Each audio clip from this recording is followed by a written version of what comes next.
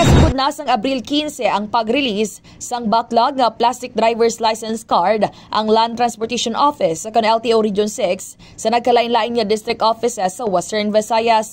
Sa interview sang K5 News FM Iloilo kay Mr. Jonas Torres, ang Information Officer sang LTO Region 6, nagapangagda ini sa mga motorista sa pag-claim kag magdala lang sang resibo kag sang lisensya nga temporaryo ginprint sa papel.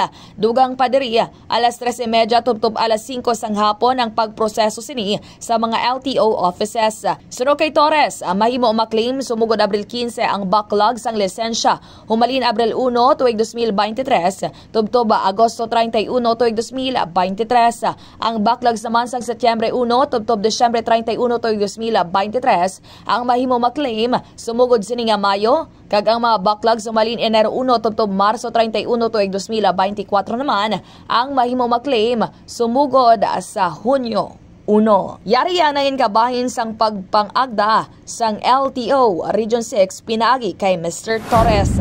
Public na we are already starting to release our license cards, pero I would start sa mga backlog sa aton. So, ari, may schedule kita dire.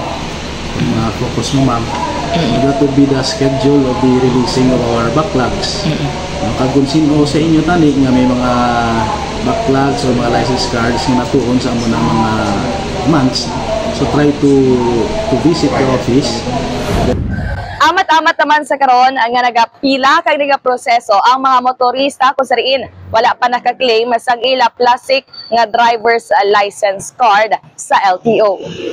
Report nagikan sa LTO Region 6 sinisi ka K5 Kimon Tanyo Kaluyog para sa kampiyon nga balita, serbisyo publiko kag kalingawan sa Iloilo. K5 News FM. Ang ining nga balita ang ginadulong sa inyo sang DTX Coffee Mix. Himo sa natural nga sangkap pareho sang amarkuso, chia seeds, sugared cane extract powder. DTX Coffee Mix. Nakakapi ka na, naka-detox ka pa. DTX Coffee Mix. Mabakal sa mga butika.